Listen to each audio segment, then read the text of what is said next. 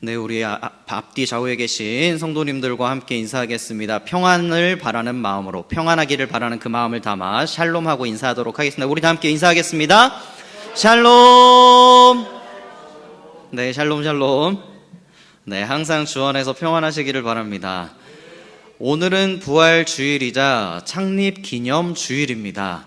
우리가 오전에는 하나님 앞에 부활 주일 그 승리하심에 대한 영광의 영광의 박수를 올려드렸다면, 이 시간 정말 우리가 창립 기념으로서 11주년 감사하는 마음을 담아 하나님께 영광의 박수 올려드리겠습니다. 우리 다 함께 영광의 박수 올려드리겠습니다. 감사합니다. 할렐루야. 아멘. 네, 여러분 항상 주님 안에서 평안하시기를 바랍니다. 우리 민들레 교회 앞으로도 잘 될 줄 믿습니다. 앞으로 더 하나님께 쓰임 받을 줄 믿습니다. 우리는 무언가를 항상 시작할 때 무엇을 하나요? 계획을 세우죠. 제가 계획에 대한 얘기만 정말 수도 없이 이야기를 한 것 같습니다. 근데 계획을 세우며 인생을 살아가다 보면 내 뜻대로 되지 않을 때가 참으로 많습니다. 그래서 간혹 궁금증이 우리의 삶의 모든 것들을 좌우할 때가 있죠. 언젠가 어떤 청년이 저에게 와서 이런 질문을 한 적이 있습니다. 목사님께서 혹시 교회란 무엇인가, 아니 신앙생활이란 무엇인가에 대해서 한 줄로 좀 설명해 주실 수 있나요? 라는 질문을 들은 적이 있습니다. 제가 원래 비유를 들어서 설명하는 걸 참 좋아합니다. 그러다 보니 여러분들에게 항상 운동에 대한 비유를 하죠. 근데 이 친구에게 제가 어떻게 설명을 할까 한참 고민을 하다가 이렇게 결정을 내렸습니다. 우리의 신앙생활은 하고 그 다음 말은 이거였습니다. 우리의 신앙생활은 물음표와 느낌표의 연속이다. 아마 아시는 분들은 아실 겁니다. 신앙생활을 하다 보면 우리의 신앙생활 가운데에서 궁금한 점들이 수도 없이 생깁니다. 근데 그 궁금한 일들이 어느 순간 하나님은 깨달음을 주시고, 그 깨달음이 있는 그 상황 속에서 인생을 살아가다가 또다시 물음표가 나에게 찾아옵니다. 그리고 그 물음표는 또 다른 하나님의 응답으로 느낌표가 되고, 또다시 물음표, 느낌표. 이 물음표와 느낌표가 계속해서 바뀌어 가는 것. 여러분들은 이게 어떤 신앙이라고 생각하십니까? 간혹 어떤 이들은 이렇게 이야기를 합니다. 신앙생활을 하다가 물음표가 자꾸 생기는 게 저의 신앙이 부족해서인 것 같아요 라고 이야기를 합니다. 근데 여러분 그거 아십니까? 누군가 사랑하는 사람이 생기면 여러분 어떠신가요? 그냥 내 마음대로, 내 뜻대로, 내가 하고 싶은 대로 그 사람을 사랑하나요? 아닙니다. 그 사람이 무엇을 좋아하는지, 무슨 음식을 좋아하는지, 어디를 가는 걸 좋아하는지 그거를 궁금해합니다. 그리고 그 궁금한 것들을 알아가고 또 궁금해하고 알아가고 계속한 반복 속에서 살아간다는 겁니다. 우리의 신앙생활도 하나님과의 관계 속에서 이렇게 물음표와 느낌표가 끊임없이 반복된다는 것, 의심이 아니라 하나님으로 향한 나의 사랑, 그리고 나의 궁금증이라는 사실을 기억하시기 바랍니다.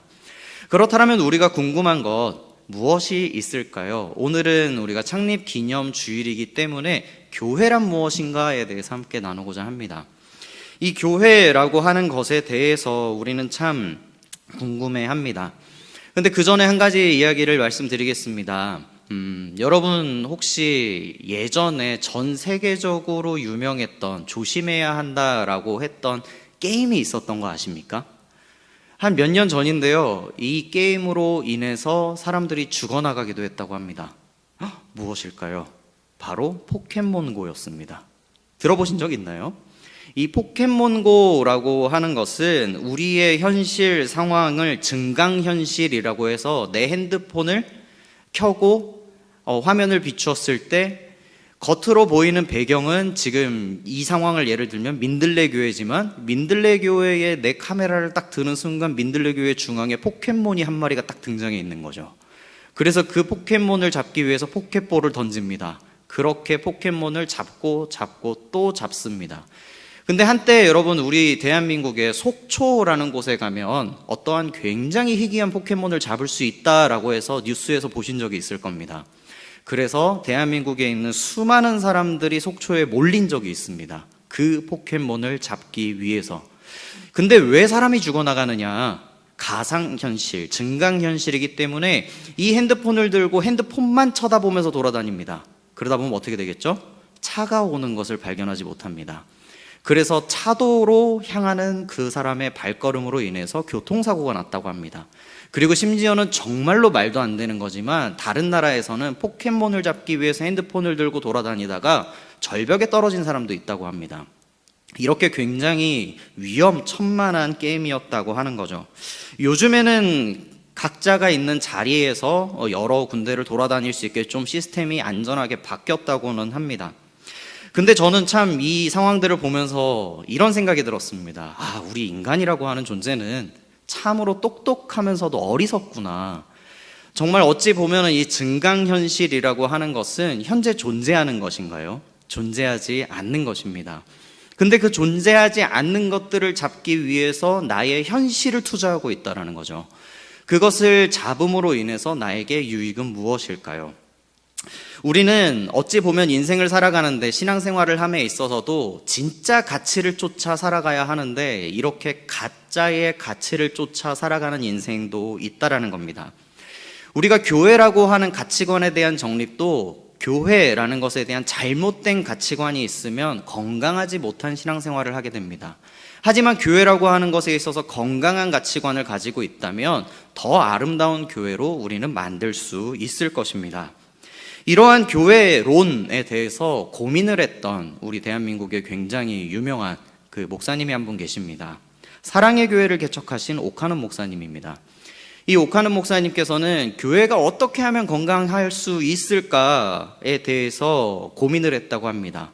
어느 날 성도들을 바라보는데 왜 이렇게 성도들이 힘이 없지? 분명 예배를 드리고 우리는 새 힘을 얻어 살아가는데 왜 그렇게 힘이 없는 걸까? 그래서 고민한 끝에 내린 결정이 말씀으로 살아가게 해야 되는 것이구나. 말씀으로 살아 움직이게 해야 되는 것이구나. 세상 속에서 다른 사람들과 똑같이 살아가는 것이 아니라 말씀이 중심이 되어 다른 삶을 살아갈 수 있게 해야 되는 것이구나 라는 것을 깨달으셨다고 합니다. 교회 안에서만 은혜가 충만한 교회가 아니라 교회 밖으로 그 은혜가 흘러가는 교회, 그 교회가 진정 살아있는 교회다라고 판단이 드셔서 성도들이 약해져만 가는 이 상황 속에 고민 끝에 만든 것이 바로 제자 훈련이었습니다. 그렇게 한 성도 한 성도들을 제자 훈련하며 키워갔고 그렇게 예수님의 제자로 만들었습니다. 이 교회론의 정립에 대한 문제는 참으로 크기도 합니다. 우리는 교회론에 대해서 바로 알아야 하지만 그 어디에서도 교회론에 대해서 명확하게 알려주는 곳이 생각보다 많지 않다라는 것이죠. 근데 전 너무나 감사한 것이 우리 담임 목사님께서는 우리 성도님들을 향한 사랑이 너무 크셔서 수많은 신학들을 가르쳐 주십니다. 어느 교회도 이렇게 신학을 가르쳐 주는 목사님이 계시진 않습니다. 근데 우리 목사님께서는 교회가 무엇인지에 대해서 가르쳐 주시고 예배란 무엇인지에 대해서 가르쳐 주시는데 저의 가슴 속에 가장 크게 와닿았던 목사님의 교회론, 목사님의 그런 가치관은 무엇이었냐면 교회는 행복한 곳이다 라는 것이었습니다. 교회는 우리가 함께하기 때문에 행복한 것입니다. 교회라고 하는 곳 여러분들은 어떻게 생각하고 살아가고 계신가요? 교회, 함께 웃고 함께 우는 교회, 안식처가 되어가는 교회, 섬기는 교회. 여러분, 교회는 그 가운데 무엇이라 생각하시나요? 이 교회라고 하는 것은 성령님과 함께하는 공동체입니다. 성령님이 이 땅 가운데 오셨기에 우리는 그 교회를 이루어가는 것입니다. 성령님이 없는 교회는 교회라고 할 수 있을까요? 하나님, 성령님이 함께 하시는 교회에는 사명이 있습니다. 그 사명이라 함은 복음을 전하는 것입니다. 우린 너무나 잘 알고 있습니다. 어디에 있든지 복음을 전하며 살아가야 한다는 것을. 제가 한 번은 전도를 하기 위해 제 친구를 찾아간 적이 있습니다. 제 친구들, 수많은 친구들이 있지만 교회를 다 다니지 않는다고 했죠. 근데 그 친구를 찾아가서 제가 이렇게 이야기를 했습니다. 하나님이 널 사랑하신대. 내가 몇 년을 기다렸다가 이제서야 이야기한다. 나는 이 말이 너에게 왜 이렇게 떨어지기가 어려운 말인지 모르겠다. 나랑 같이 교회 가자. 그랬더니 이 친구가 이렇게 이야기를 합니다. 내가 너 개업하면 교회 갈게. 교회를 다니지 않는 친구니까 개척이라는 단어를 알지 못했을 겁니다. 그래서 그 친구는 저에게 이야기를 합니다. 너 개업하면 내가 개업 기념으로 갈게. 참 재밌는 이야기죠. 제가 이 친구를 통해서 참 많은 것을 깨닫게 됩니다. 그래서 저는 하나님 앞에 기도했습니다. 하나님, 제가 개척을 하기에는 어렵지만 하나님, 저 친구의 마음속에 교회를 이루어 주세요. 하나님, 저 친구가 교회가 되게 해주세요. 그러면 되는 거 아닙니까, 하나님? 그랬더니 이 친구의 상황이 어느 순간 흘러가 결국엔 어느 날 저에게 전화가 왔습니다. 야, 홍건아, 나 좀 도와줘. 왜, 무슨 일인데? 이 친구가 이렇게 이야기를 합니다.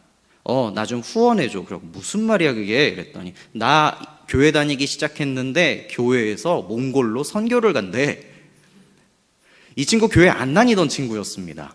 그래서 이 친구가 어느 순간 선교를 가기 시작했고 선교에 대한 비전을 품게 됩니다. 저는 정말로 하나님께서 저의 기도를 들어주신 것에 대해서 지금 생각해 보아도 너무나 감사하게 생각을 합니다. 여러분들은 교회라는 것에 대해서 어떻게 생각하시나요? 교회란 무엇인가요? 우리가 교회를 이루어 간다라고 하는 것은 우리에게 주신 사명을 감당하는 것이 교회인 줄 믿습니다. 우리에게 복음을 전하라 하셨습니다. 우리가 있는 그 자리 어디에 있든지 누구를 만나든지 우리가 교회인 것처럼 그들도 교회가 되어야 합니다.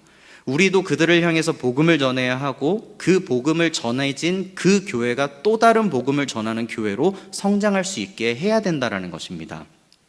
우리는 간혹 오해를 합니다. 교회라고 하는 것이 그저 건물에 지나지 않는다고. 하지만 교회라고 하는 것은 성령님이 임하신 그곳이 교회입니다.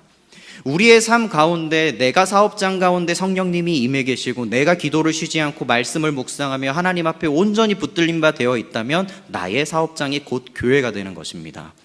내가 사람들과 함께 지내는 그 공동체 가운데 하나님을 경외하며 하나님만을 찬양하는 공동체라면 그곳이 바로 교회인 것입니다. 우리의 삶이 모두가 교회가 되어야 합니다.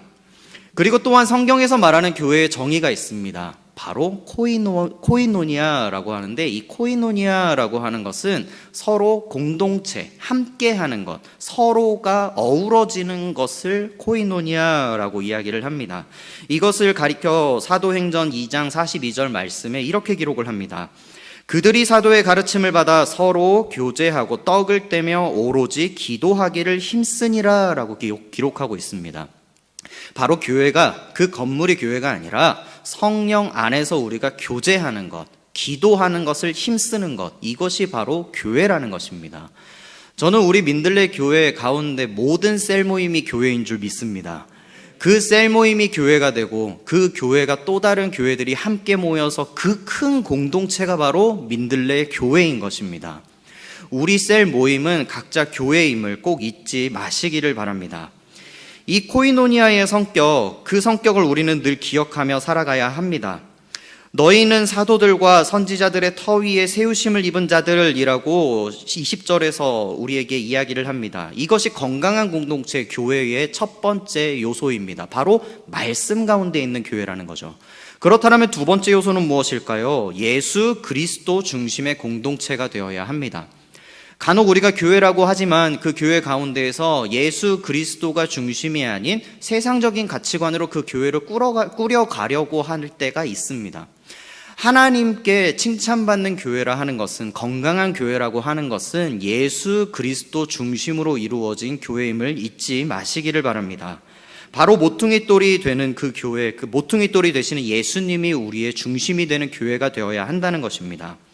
그리고 세 번째는 성도 모두가 상호 간에 연결되어 있는 교회라는 것입니다. 우리는 교회의 성도들을 지체라고 이야기를 합니다.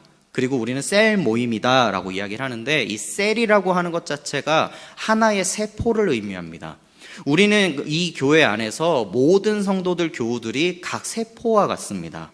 모든 세포가 함께 이루어지는 것, 건강한 몸이 되어 이루는 것, 그게 바로 교회인 줄 믿습니다. 그리고 네 번째로는 함께 지어져가는 교회인 것입니다. 22절 말씀에 그리스도 예수 안에서 함께 지어져가느니라 라고 말씀하고 있습니다. 우리 교회는 아시다시피 얼마 전부터 교회학교 예배를 시작했습니다. 다음 세대를 키워나가고자 하는 목적으로 교회학교를 설립했습니다. 신앙의 다음 세대가 성장하기 위해서는 다양한 교제와 교육이 필요합니다. 하지만 이 모든 것은 다음 세대로만 이루어지는 것은 아닙니다. 저는 다음 세대라는 말 자체를 이렇게 생각을 합니다. 그저 우리의 자녀들만이 다음 세대가 아니라 우리도 부모님의 다음 세대이며 우리 부모님도 할아버지 할머니 때의 또 다른 다음 세대이며 끊임없는 다음 세대의 다음 세대의 다음 세대. 결국에 제가 말씀드리고자 하는 정의는 우리 모두가 다음 세대라는 겁니다. 우리 교회가 건강한 것은 이 다음 세대가 함께 성장해야 건강한 것입니다. 우리 민들레 교회에 단 1세부터 그 이후 더 많으신 90세, 100세 어르신들 모두가 다 다음 세대임을 꼭 기억하시길 바랍니다. 건강한 교회라고 하는 것은 이 다음 세대들이 함께 호흡하며 지어져 가는 것입니다. 다 함께 지어져 가는 것이 교회인 줄 믿습니다. 제가 선교 단체에서 선교를 다녔던 이야기를 마지막으로 말씀드리며 이제 이야기를 정리하려고 합니다. 제가 대학교 때 예수전도단이라는 곳에서 인도네시아로 선교를 다녀온 적이 있습니다. 선교 사역을 마칠 즈음에 이 자카르타를 한 바퀴 돌다가 굉장히 유명한 해변이다라고 해서 너무 예쁜 해변에 우리 바다에서 몸을 좀 적시고 갑시다 라는 이야기를 하며 이제 그곳에서 놀기로 했습니다. 그렇게 물속에서 이제 놀기를 시작했을 때에 함께 갔던 간사님이 물에 들어오시지를 않는 겁니다. 그래서 저희들이 간사님 우리 같이 물놀이 합시다 라면서 계속 설득하는 끝에 간사님이 물에 들어오시게 되었습니다. 그다지 깊지 않은 바다였습니다. 허리까지만 오는 바다. 근데 그 바다에서 놀던 중에 갑자기 저 멀리에서 한 음성이 들립니다. 살려주세요, 살려주세요. 분명 한국인의 음성이었습니다. 그리고 고개를 돌려보니 우리 간사님이었습니다. 간사님이 물속에서 끊임없이 허우적대며 빠져들어가고 있었습니다. 아마 그런 바다를 보신 적이 있을 겁니다. 파도가 밀어내는 파도가 아니라 삼키는 파도. 그 바다는 알고 보니 옆에 하나의 표지판이 걸려 있었는데 절대 해수욕을 하지 말라는 안내 표지판이었습니다. 굉장히 위험한 바다였던 것이죠. 유명하고 아름다운 바다였지만 들어가지 말아야 하는 바다였습니다. 그렇게 끊임없이 빨려 들어가고 있는 간사님을 보고 있을 때 함께 놀자고 했던 저는 그리고 저희들은 너무나 죄책감이 빠져들어 어느 순간 그 물속으로 제가 뛰어들었습니다. 구하겠다는 그 마음 하나만으로 뛰어들었습니다. 근데 끊임없이 헤엄치고 또 구하려 했지만 결국에는 저조차 그 파도에 휩쓸려 더 깊이 들어갈 뿐 나오지 못하는 상황이었습니다. 그때에 저 옆에서 어떤 보트가 다가옵니다. 현지인들이었습니다. 감사하게도 현지인들이 보트를 타고 구해주러 온 것입니다. 그렇게 저희는 건짐을 받고 살아나게 되었습니다. 돌아오신 선교사님이 혼내시며 말씀하셨습니다. 그곳은 밀어내는 파도가 아닌 삼키는 파도였다. 왜 그곳에 들어갔니? 라며 혼이 많이 났습니다. 근데 이 때를 기억하며 저는 다시 한번 생각해 볼 때 이런 생각을 합니다. 여러분, 여행을 떠났을 때 유능한 가이드와 함께 한다면 여러분들은 그 여행이 어떠신가요? 굉장히 믿음직스러우며 옳은 길로 갈 겁니다. 하지만 미숙한 가이드가 함께 한다면 그 여행은 참으로 힘들 겁니다. 이 유능한 가이드와 미숙한 가이드가 함께 여행하는 것, 이 두 가지의 차이를 여러분들은 명확히 아실 겁니다. 다음 세대가 성장하기 위해선 우리 모두, 우리 교회가 성장하기 위해선 이런 말을 우리가 꼭 기억해야 합니다. 누군가의 발자국이 다른 이의 길이 된다. 우리도 믿음으로써 더욱더 성장하며 교회를 이루어야 할 줄 믿습니다. 우리 민들레 교회가 앞으로 또 걸음을 내디딜 겁니다. 1년, 2년, 5년, 10년, 20년, 30년 끊임없이 우리 민들레 교회는 걸음을 내디딜 겁니다. 우리가 더욱더 건강한 교회가 되어 이루어갈 줄 믿습니다. 그렇게 우리가 걸음을 내디딜 때에 이 갈매동 지역뿐만이 아니라 우리가 만나는 모든 이들, 우리가 복음을 전하는 모든 이들에게 삶의 지표, 신앙의 모범, 그러한 교회가 우리 민들레 교회가 될 줄 믿습니다. 우리가 서로 함께하는 공동체, 함께 살아 숨쉬는 공동체, 그런 민들레 교회가 되기를 주님의 이름으로 축원드립니다.